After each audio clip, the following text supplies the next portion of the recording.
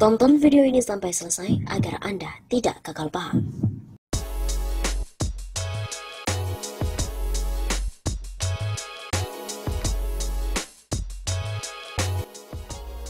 Wakil Wali Kota Surabaya dikarantina diduga tertular virus corona. Wakil Wali Kota Surabaya Wisnu Sakti Buwana diduga tertular corona. Kini Wisnu tengah dikarantina secara mandiri. Wisnu Sakti diduga tertular corona setelah mengunjungi warga Kedung Turi, Kelurahan Kedung Doro, Kecamatan Tegalsari, Surabaya. Mulanya politisi PDIP itu mendapatkan kabar pemulangan 15 warga yang tengah menjalani karantina di sebuah hotel kawasan Gubeng, Surabaya pada Sabtu pekan lalu. Untuk menguatkan dan menyemangati warga, Wisnu Sakti berniat untuk menyambangi beberapa warga pasca karantina tersebut. Saat itu banyak warga karantina mengeluh dan melaporkan tidak adanya pendampingan tenaga, perawat, selimut, hingga vitamin dan makanan yang membuat raut muka Wisnu Sakti terkejut. Rasa terkejut Wisnu Sakti tidak sampai di situ, sebab dari 15 warga yang mulanya dinyatakan negatif corona, ternyata diralat oleh pihak Puskesmas Kedung Doro setelah kunjungan Wisnu Sakti. Kelima warga tersebut kembali dinyatakan positif. Ini saya akan melaporkan kepada Bu Wali, kenapa Dinkes bisa kecolongan, memulangkan warganya yang masih berstatus positif. Begitu kata Wisnu Sakti saat dikonfirmasi via ponsel pada hari Rabu 3 Juni. Wisnu Sakti mengatakan laporan temuan di lapangan menyoal fasilitas pendampingan tenaga medis maupun data yang diralat sudah disampaikan via telepon kepada Wali Kota Surabaya Tri Risma hari ini. Alumnus ITS Surabaya ini sekaligus meminta izin kepada Risma untuk menjalani karantina mandiri. Ia sekaligus meminta izin, saya juga menyampaikan kepada Bu Wali agar berhati-hati dan menjaga kesehatan. Terang Wisnu Sakti. Mantan Wakil Ketua DPRD Surabaya ini mengatakan dirinya akan menjalani karantina mandiri. Insya Allah tidak ada apa-apa, karantina itu hal biasa. Ini risiko ketika turun menguatkan warga di perkampungan. Mendengar apa perkembangan maupun kekurangan kami di pemerintah kota, mohon doanya. Terpisah Ketua RT RW 48, Kedung Turi, Kelurahan Kedung Doro, Kecamatan Tegalsari, Surabaya, Malik, resah atas kabar diralatnya data warga tersebut. Ia mengaku sejak pemulangan belasan warganya, pihak Dinas Kesehatan Surabaya sudah menyatakan negatif COVID. Tapi hasil swab tesnya tidak segera diumumkan. Warga ditelepon satu persatu di kamar dikatakan siap-siap untuk pulang.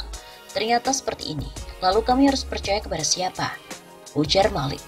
Ia bersama seluruh warga kampung sudah terlanjur bahagia mendengar informasi pemulangan tersebut. Kalau begini saya selaku RT dibuat bingung dan sedih. Saat ini upaya menenangkan warga tengah dilakukan. Terpisah, perihal carut-marut penanganan warga Kedung Turi Surabaya juga mendapatkan kecaman dari politisi Partai Nasdem Surabaya, Imam Syafi'i. Diketahui memang ada kejanggalan di balik pemulangan belasan warga Kedung Turi. Informasi pemulangan belasan warga Kedung Turi Surabaya yang dinyatakan positif memicu reaksi protes. Ikatan Pekerja Sosial Masyarakat IPSM Kecamatan Tegalsari, Surabaya menilai ada kejanggalan dalam proses pemulangan belasan warga usai menjalani isolasi dari Pemkot Surabaya. Aneh, kenapa kok datanya berubah? Kasihan warga akhirnya resah. Begitu kata Koordinator IPSM Tegalsari, Surabaya, Maria Rusalin, pada hari Rabu 3 Juni. Ia juga menambahkan seharusnya penyampaian hasil swab tes bisa disampaikan segera kepada warga, bukan malah disuruh nunggu dan pulang ke rumah. Padahal pemulangan itu indikasi hal swab tesnya negatif. Warga sudah terlanjur senang karena boleh pulang. Kok ini tiba-tiba diralat ternyata ada yang positif. Kekecewaan Maria bertambah ketika pihak Puskesmas Kedung Doro membantah pemulangan warga dari hotel. Justru Puskesmas Kedung Doro menyayangkan pemulangan warga. Saya sudah tanya ke kepala puskesmas. Beliau menyayangkan kok diizinkan pulang, padahal hasil swabnya belum keluar. Siapa yang memerintahkan pihak hotel untuk memulangkan warga dari sana? Begitu kata Maria.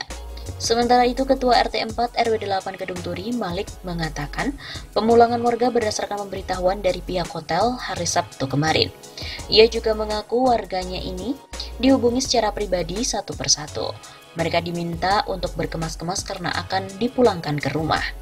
Bahkan menurutnya, proses pemulangan warga dikoordinir secara langsung oleh petugas Badan Penanggulangan Bencana BPB Linmas Kota Surabaya dengan penyediaan armada dari Satpol PP Surabaya.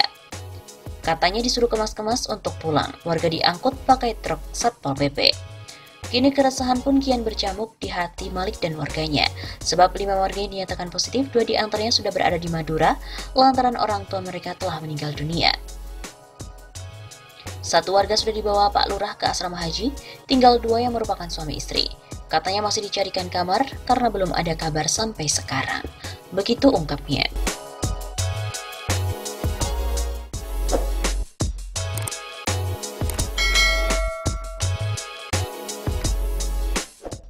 PSBB hari pertama Surabaya jauh lebih buruk dari Jakarta.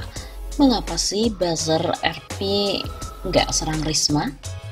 Suara netizen tertentu yang biasa disebut sebagai buzzer berbayar atau buzzer RP sangat riuh saat lembaga survei Median menempatkan Gubernur DKI Jakarta Anies Baswedan sebagai kepala daerah yang melakukan langkah paling tepat dalam menangani pandemi COVID-19. Dan hari ini, 28 April, media melaporkan telah terjadi kepadatan lalu lintas di checkpoint PSBB Bundaran Waru, Surabaya. Akun radio Suara Surabaya merilis foto kondisi kemacetan parah di Bundaran Waru. Jika buzzer RP bersuara riuh saat Median merilis hasil survei hari ini, buzzer RP pun malah memilih diam dan tidak menyerang wali kota Surabaya Tri Risma hari ini, sebagaimana saat PSBB yang diterapkan di DKI Jakarta. Pernyataan itu dilontarkan oleh aktivis sosial Youth VB di akun Twitternya. PSBB hari pertama di Surabaya jauh lebih buruk dari hari pertama PSBB di Jakarta. Tapi kenapa sih para buzzer gak serang Risma? Tulisnya. Youth khawatir kemacetan di Bundaran Waru itu memunculkan klaster COVID-19 jika ada orang yang positif COVID-19. Ada 2 atau 3 orang dalam kerumunan itu beneran bisa jadi klaster baru yang sangat dahsyat. Risma dahsyat banget. Tambah dia lagi. Komedian Sam Dharma Putra Ginting atau Sam Komik menegaskan bahwa menuntut konsistensi buzzer RP adalah pekerjaan yang sia-sia. Menuntut konsistensi dari buzzer RP itu sia-sia. Gak mungkin lah pendapatnya sama terhadap kebijakan yang mungkin sama dari figur tertentu terkait sebuah isu. Misalnya soal banjir, COVID-19, reaksinya akan berbeda untuk Anies, Risma, Ganjar, ataupun Ridwan Kamil. Jadi stoplah pekerjaan yang sia-sia. Begitu tulis Sami Komik di akun Twitternya. Terkait survei Median sebelumnya, Bambang Arianto, peneliti LPPM dan dosen Universitas Nahdlatul Ulama Yogyakarta, Bambang Arianto, mengecam rilis Median tersebut. Ini jelas metodologi penelitian ngawur. Jangan-jangan yang disurvei hanya pendukung doang. Faktanya banyak penanganan PSBB yang setengah-setengah, jadi bagaimana mungkin bisa terbaik? Tak kalah galak, media opini yang selama ini menyerang Anies Baswedan menurunkan tulisan dengan judul yang bombastis. Kopla, PSBB DKI Jakarta gagal, penyaluran bansos kacau, Median sebut Anies tangani corona terbaik. Namun aktivis sosial Gies Khalifah menggunakan strategi taktis untuk membungkam buzzer RP menyerang Anies. Saya tak peduli dengan survei dalam kondisi apapun hasil surveinya. Silakan baca tweet saya sebelumnya tentang survei Median. Afwan, tulis Gies di akun Twitternya membalas tweetan akun Rustam Ibrahim dan juga Yunarto Wijaya.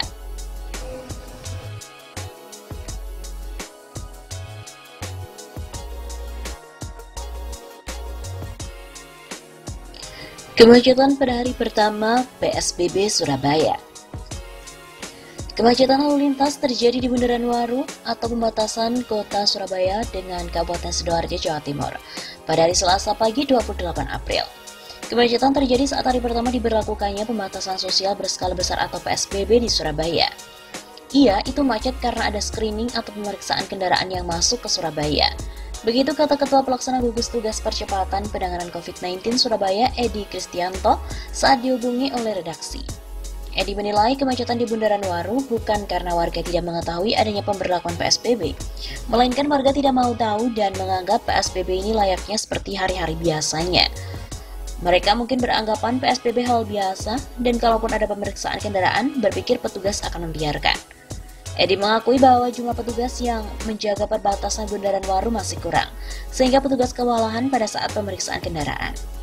Untuk sanksi, pihaknya masih memberikan toleransi kepada warga pada hari pertama pelaksanaan PSBB.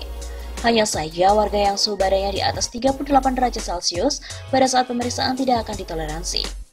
Mereka tidak boleh masuk Surabaya dan harus menjalankan rapid test. Mengenai sanksi lainnya, Edi menjelaskan, merupakan kewenangan pihak kepolisian karena Peraturan Wali Kota Nomor 16 Tahun 2020 tentang pedoman PSBB tidak diatur untuk sanksi berupa pidana.